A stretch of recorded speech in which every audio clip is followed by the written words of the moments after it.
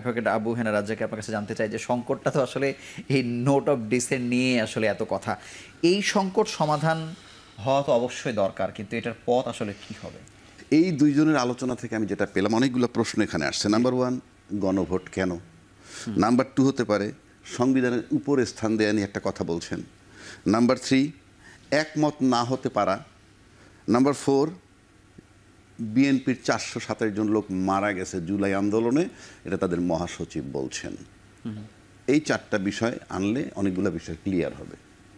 প্রথম কথা হইল, সব রাজনৈতিক দলের দাবি যে গত মিনিমাম 10-12 বছর যাবৎ অতীত সরকারের বিরুদ্ধে তারা আন্দোলন করেছে, এবং তার অপকর্মের ভিতরে কি আছে? গুম, খুন, বিনা বিচারে হত্যা, আয়নাগর, 57 সেনা অফিসার হত্যা, তো শাপলা চত্বরে হামলা, এই সব এটার ভিতরে আছে। এবং বিএনপির বিরুদ্ধে অগণিত মামলা। এবং আমি দেখেছি, আমি অনেক টক শোতে বলেছি, যেদিন বিএনপি প্রোগ্রাম দেয় সেদিনই পতিত সরকারের দল শান্তি সমাবেশের দিত না? দিত তো। তার মানে কি? এদেরকে দাঁড়াইতেই দেয় নাই। না দিছে দলগতভাবে, দল দিয়েও প্রতিরোধ করছে, প্রশাসন দিয়েও প্রতিরোধ করছে, কোথাও দাঁড়াতে পারেনি 16 বছর। তাহলে ওটা ছিল একটা রাজনৈতিক, যদি বলি এখন ওই জিনিস যদি আমরা করতে যাই তাহলে কি পাল্টা হবে? পাল্টা হবে না। আপনি যদি আজকে তো আওয়ামী লীগ মিছিল করছে, 12-14 মাস হয়েছে মাত্র, কিন্তু ওনারা কিন্তু হজম করতেছে। আমার কথা হচ্ছে, আমি বলছি না আপনি লাঠি নিয়ে মাঠে যান, স্টেটমেন্টও নাই যে নামতে পারবে না, স্টেটমেন্ট নাই। প্রশাসন আমি কিছু মনে করি না, কারণ প্রশাসন সেই প্রশাসনই আছে। যেই প্রশাসনের অধীনে লেভেল প্লেইং ফিল্ডের নামে ওনারা নির্বাচন করতে যান নাই, সেই প্রশাসনের অধীনে ওনারা নির্বাচন করার জন্য উদ্গ্রীব কেন?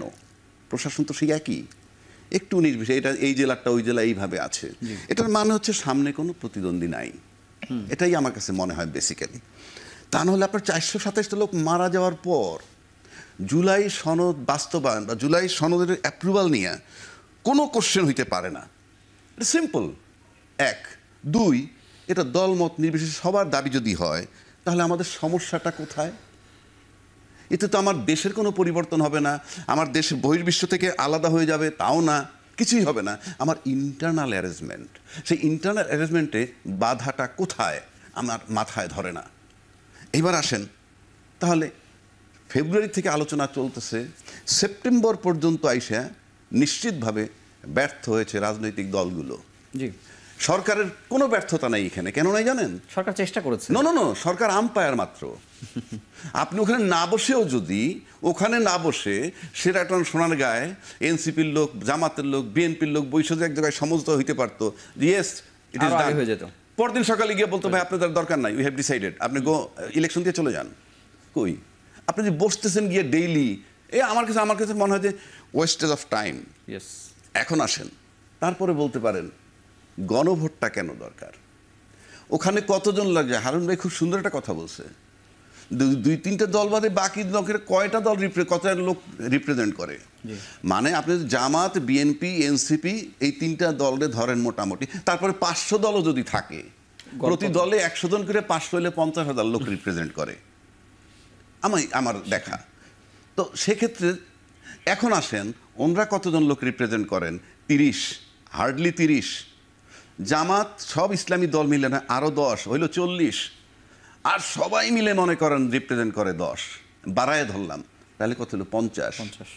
বাকি 50% কোনো দলের লোক নয়। ওখানে ওনরা যে কয়জনের রিপ্রেজেন্ট করতেছে 50% লোক, বাকি 50% কিন্তু বিরাট অংশ, এবং তারা দলবিহীন জনগণ। সুতরাং তার মত আপনার দরকার বটে। এখন তার মতো যদি আমি তার পক্ষে যাই, আমি তো ওই 50% লোক রিপ্রেজেন্ট করতে পারি না। এই কারণে গণভোট ম্যান্ডেটরি। আপনি 50% লোককে উপেক্ষা করতে পারেন না। কত বড় দল বাইরে রয়েছে ওটা আমার সাবজেক্ট না, কিন্তু এই 50% জনগণ রয়েছে যারা দলবিহীন, তার ওপিনিয়নটা আপনি কেমনে নেবেন? সেজন্য গণভোট ম্যান্ডেটরি বলে আমি মনে করি। এইবার আসেন, গণভোট নিয়ে সবাই ফাইনালি এগ্রি করছে। জি। এখন আবার একটা জটিলতা রয়েছে। কি জটিলতা? এক পক্ষ চাচ্ছে আগে হবে, আর এক পক্ষ বলছে একই দিনে হবে নির্বাচনে।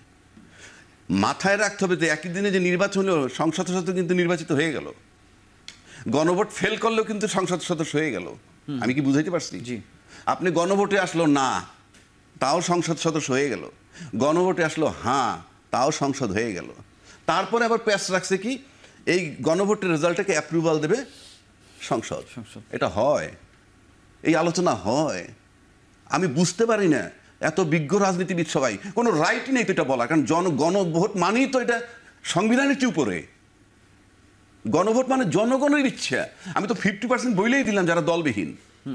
সুতরাং গণভোটের পর ওইটা যায় না। এক, দুইটা নির্বাচন যদি আপনি একসাথে করেন, সংসদ নির্বাচন কোন আইনে হবে, কোন ইয়ে দিয়ে বলবেন? সংবিধান তো ফেল করছে। সংবিধানে বলা আছে নির্বাচন সংসদ ভেঙে যাওয়ার পর পরবর্তী 3 মাসের মধ্যে। ওই সংবিধান যত সচল থাকুক, নির্বাচনের পার্ট অচল। আপনি নির্বাচন আর করতে পারবেন না ওই সংসদ দিয়ে, ওই সংবিধান দিয়ে, কাজে ওখানে ফেল করছে। ওটা বাঁচার রাস্তাও কিন্তু এখন গণভোট। এখন আসেন, যারা একসাথে গণভোট চায় তারা তো বললামই যে নির্বাচন হলে আর যাই হোক সংসদ সদস্য হয়ে গেলাম। আর যারা গণভোট আগে চায় তারা কি চায়? গণভোট আগে চাইলে যদি গণভোটে হ্যাঁ হয়, অর্থাৎ জুলাই বাস্তবায়ন চায় কি চায় না, এই গণভোট নিয়ে যখন অ্যাপ্রুভাল হয়ে যাবে, পরবর্তীকালে 2 মাস পরেও যদি নির্বাচন হয়, সেটা ওই গণভোটে যে ফলাফলটা আসবে তার আলোকে নির্বাচন হবে। এই কারণে, তার মানে ওইটার আলোকে যেতে চায় না। আমি পরিষ্কার মেসেজ দিচ্ছি জাতিকে, সোজা বাংলা, আমার দেশের আভ্যন্তরীণ ব্যাপার, সংবিধান চাপাই দিতে পারবেন না জনগণের উপরে। জনগণ যখন মনে করবে চেঞ্জ হবে, এই কারণে গণভোট দরকার। সুতরাং আমার আভ্যন্তরীণ অ্যারেঞ্জমেন্টে সংবিধানের উপরে না নিচে সেকেন্ডারি। আবারও পরিষ্কার করে দিচ্ছি, সংবিধানের উপরটা একটা ভেগ টার্ম। কেন বলি? আপনি একটা সংবিধানটাকে সংস্কার করবেন, 70 ধারা আছে, 70 ধারাটাকে আপনি পরিবর্তন করে 70-এর জায়গায় অন্য টেক্সট বসাইলেন, তাহলে আগের 70 থাকলো না তো। তার মানে আপনি সংশোধন করে যেটা বসাবেন সেটা চূড়ান্ত, সংশোধন করে যেটা বসাইবেন সেইটা চূড়ান্ত, তাহলে তো আগেরটা বাদ। তাহলে আপনি অটোমেটিক উপরে স্থান। আপনি যখনই সংস্কার করবেন, সে সংবিধানের উপরে বলতে কি, আগেরটা তো নাই। সংবিধানটা একটা স্ট্রাকচার। এই যে এই বিল্ডিংটা বিমের উপরে দাঁড়ায় আছে, this is an structure. You can change its arrangement, কিন্তু স্ট্রাকচার থাকবে। সুতরাং এই যে বলে জনগণকে ভুল বোঝানো হয়, যেন আমার এই শার্টে পকেট আছে, আমি কালকে ভাবলাম পকেটটা আমার ভাল লাগে না, আমি যে পকেটটা খুলে ফেললাম, তারপরে টিকলো কোনটা? পকেট ছাড়া শার্টটা। তাহলে কি হলো? পরেরটা টিকবে অলওয়েজ উপরে। যখনই আপনি সংশোধন করে যেটা আনবেন, that is final. It's a vague term. সংবিধানের উপরে আবারও বলছি, জনগণ সংবিধান নিয়ন্ত্রণ করবে, সংবিধান দিয়ে জনগণ নিয়ন্ত্রণ করতে পারবে না। কারণ এই গণভোট ম্যান্ডেটরি, এবং যেহেতু ওই আগের সংবিধানটা দিয়ে নির্বাচনের জায়গাটা একেবারে ফুল স্টপ, ওইটা চালাইতেই পারবে না, কারণ ওইটা নির্বাচিত সরকার, প্রধানমন্ত্রী ক্ষমতায় থেকে চালাবে। 1, 2, এই দেশটা চালাচ্ছে অন্তর্বর্তীকালীন সরকার। অন্তর্বর্তীকালীন সরকার তো ওই সংবিধানে ঢোকে নাই। অন্তর্বর্তীকালীন সরকার অন্তর্বর্তীকালীন বিধিতে চলছে, সেজন্যই এত কিছু।